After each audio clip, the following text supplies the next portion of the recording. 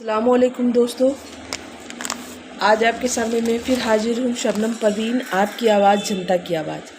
मैं अपनी आवाज़ जनता की आवाज़ में मिलाकर जनता के सामने अपनी आवाज़ों को बुलंद करना चाहती हूँ। दोस्तों, आप लोगों का साथ मांग रही हूँ।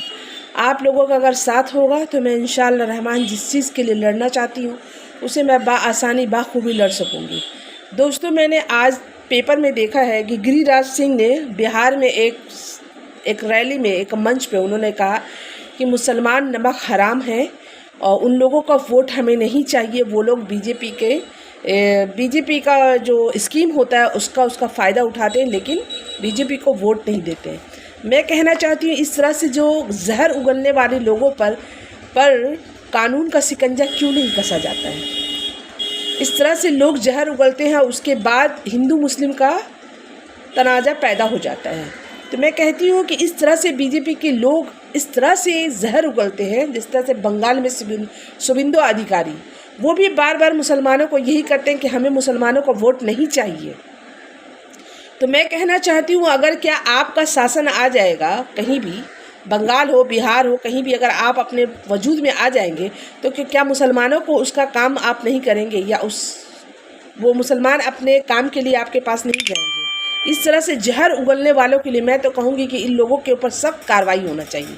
अगर इस तरह से कार्रवाई नहीं हुई तो देश में इसी तरह से हंगामा बर्पा होता रहेगा, जगह जगह में लड़ाइयाँ और झगड़े होती रहेगी। दोस्तों, मैं ये कहना चाहती हूँ कि जो मुद्दे की बात कोई नहीं करता है, जिससे अवाम जिस चीज़ से पीड़ित है, जिस चीज़ के लिए अवाम को जो चीज़ की ज़रूरत है उसकी बात कोई नहीं करता। सिर्फ अपनी अपनी बातों को सब मज़हब के नाम में एक दूसरे को लड़वाने का काम करता है। दोस्तों, अब जिस तरह से देखिए, कलकत्ता में जो हाथ रिक्शा है उसको वो तो समझिए बिल्कुल हट ही चुका है। कुछ कहीं कहीं जगह में चल रहा है, बाबू बाजार, किलिकपुर, वाटगंज, ये सब जगह में कहीं कहीं वो रिक्शा चल रहा है। लेकिन ये रिक्शा सदियों से ये हाथ रिक्शा चला आ रहा है। ये हाथ रिक्शा हम लोगों ने बचपने से देखा है कि कलकत्ता में, बंगाल में हाथ रिक्शा चलता है, कहीं कहीं पे साइकिल रिक्शा।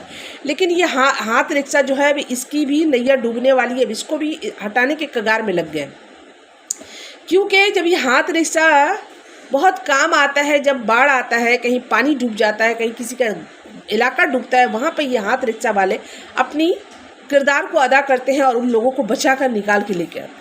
तो अब इनकी भी रोजी रोटी मिले, बस कुछ ही गिना चुना कुछ रहेगा। जिस तरह से ट्राम ख़त्म हो गया, इसी तरह से हाथ रिक्शा भी एक ज़माने में ख़त्म हो जाएगा। जिस तरह से पीली टैक्सी गायब हो रही है, इस तरह से मतलब लोगों की ज़रूरत की चीज़, जो लोग उससे 2 पैसा इनकम करके अपनी ज़िंदगी को गुजर बसर करते, उसको हटाया जा रहा है।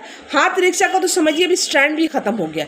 खिदरपुर में इन गरीबों के लिए रिक्शा स्टैंड जो था, वहाँ पर तो एक आलिशान ऑफिस बन चुका है।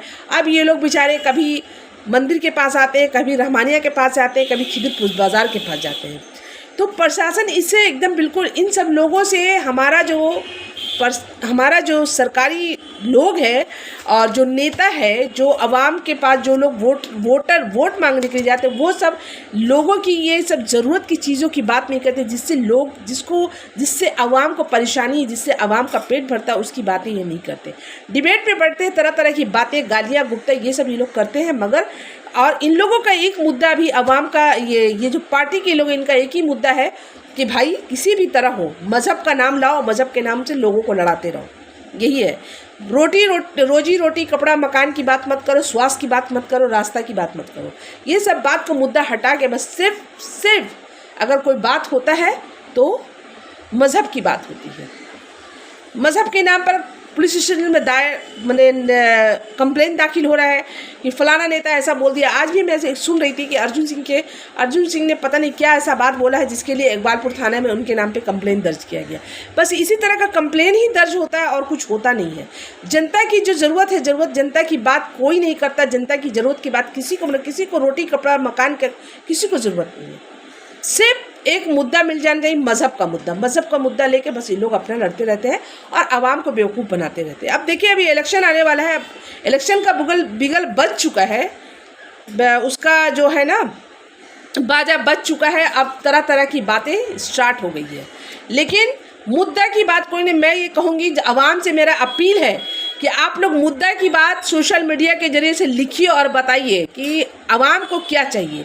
आवाम को रोटी, कपड़ा, मकान, स्वास्थ्य, बिजली, पानी, रास्ता चाहिए, उसके अलावा और कुछ नहीं। धर्म के नाम पर इंसान को लूटिए मत, धर्म के नाम पर कुछ करिए मत, धर्म के नाम पर इंसान को पागल मत बनाइए और बना के उसका असली मुद्दा से उसके दिमाग को हटियाइए मत। जिस तरह से दीघा में जो मंदिर रखा है, सरकारी पैसे से मंदिर बन जाता है।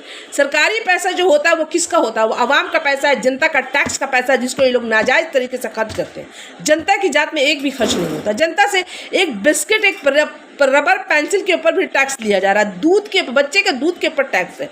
उसके बाद ये टैक्स का पैसा से ये लोग नाजायज़ खर्च करते हैं। ना जनता को मैं ये कहूँ, जनता से मेरा अपील है कि आप लोग इससे सवाल कीजिए, ये हमारा पैसा है, हमारी टैक्स की पैसे है, इससे आप लोगों को जनता के लिए काम करना होगा, ना ही कि सिर्फ आप लोग अपनी मनमानी काम कीजिएगा।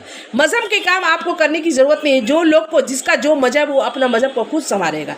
ये पार्टियों का काम नहीं है, पार्टी वालों का काम नहीं है कि मज़हब का काम करना, उनका काम नहीं है। जिसका मज़हब वो अपना मज़हब को खुद संवारेगा, खुद सुधारेगा।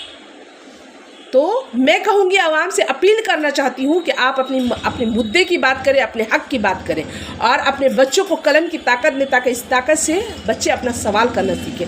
यहाँ पे बंगाल में, बिहार में, कहीं भी कहीं रोटी कपड़ा रोजी का मकान, रोजी कपड़ा रोटी मकान, स्वास्थ्य शिक्षा का बात नहीं होता, सिर्फ बात मज़हब का होता है। ये जो सियासतदान लोग हैं सिर्फ अपनी ज़बान से जहर उगलते हैं और लोगों को लड़वाने का काम करते हैं। तो दोस्तों, मैं ये कहना चाहूँगी कि आप लोग अपनी आवाज़ को बुलंद करें और हक़ की बात के लिए लड़ें। अपना जो वाजिब हक़ है सरकार से मुतालबा करें। तो दोस्तों, मैं अपनी बातों को ख़त्म, जिस तरह से देखिए उर्दू को ख़त्म कर दिया जा रहा है।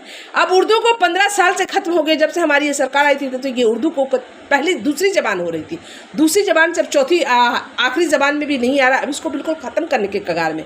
जब इलेक्शन का ज़माना आता है, तब ये आवाज़ें उठती हैं, उसके बाद ये बंद हो जाता है। लेकिन हमारे जो मुस्लिम नेता जो उस जगह में बैठे, वो कभी इसके बारे में मुतालबा सरकार से नहीं करते, ना ही करेंगे। तो दोस्तों, मैं ये कहना चाहूँगी कि हम लोगों को अपना नेता, अपना लीडर चुन के वहाँ पे भेजना है और लड़ना है।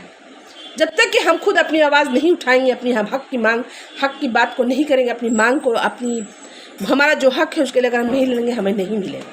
तो दोस्तों, अब वक्त आ चुका है, अब हम लोग को सुधर जाना और हम लोगों को अपना लीडर चुनना।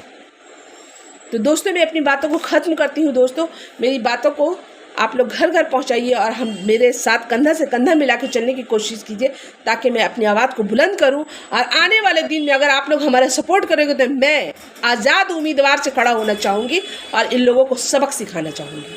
अगर आप लोग हमारा साथ देंगे तो, और नहीं तो कोई बात नहीं, फिर तो हर आवाज़ उठता है और उसे दफन कर दिया जाता है। इसी तरह हमारी आवाज़ को भी दफन कर दी जाएगी जब तक कि आप हमारा साथ नहीं देंगे। कोई अकेला कारवां कभी अकेला नहीं चलता, उसके लिए 10,000 500,000 लोगों की साथ होना चाहिए। जब तक कि लोगों का साथ नहीं मिलेगा, आवाम का साथ नहीं मिलेगा, जब तक कोई भी लड़ नहीं सकता। तो दोस्तों, मुझे आप लोगों के साथ चाहिए, आप लोग हमारा साथ दीजिए। फिर देखिए, मैं इस लड़ाई को आगे बढ़ाना चाहती हूँ और अपने आवाम के लिए, जो हमारा जनता जिस चीज़ के लिए जूझ रहा है, जो उसे नहीं मिलता, उसको मैं पूरा करने की कोशिश करूँगी, उसके लिए हक़ के लिए आवाज़ उठाऊँगी। तो दोस्तों, मैं अपनी बातों को ख़त्म करती हूँ और आज दिवाली है। हमारे तमाम जितने भी व्यूअर्स हैं सबको हैप्पी दिवाली, बहुत बहुत दिवाली मुबारक हो। अल्लाह हाफ़िज़।